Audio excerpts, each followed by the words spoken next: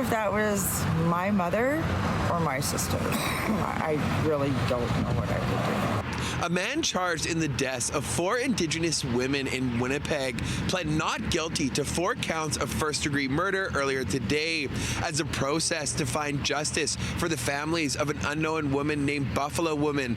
Morgan Harris, Mercedes Myron, and Rebecca Contois officially gets underway here in Winnipeg.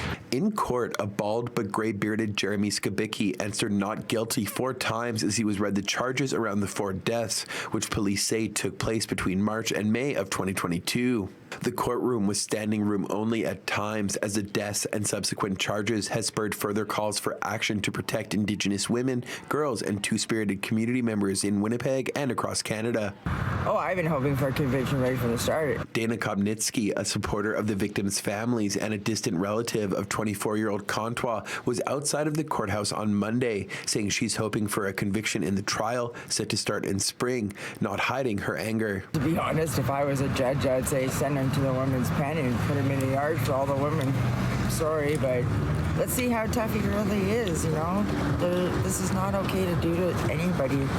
And although the trial, which will forego a preliminary hearing, will not be taking place for a few months, the parameters in which it will occur were in the early stages of being laid out in the courtroom on Monday. An accused should have an unfettered right to elect the mode of trial that they want. That's our main issue. Under the criminal code, a first-degree murder charge automatically results in a jury trial, spare consent by both the accused and the Crown for a judge-alone trial. But Skibicki's defense counsel, led by Leonard Taylor, argued such a requirement was a violation of the accused's rights, explaining the motion outside of court. The Crown has all kinds of discretion that they exercise. They already exercised the one-bid one and directed indicting our clients so we couldn't have a preliminary hearing. So the next thing they want also is to determine the mode of trial. At the end of the day, we say no.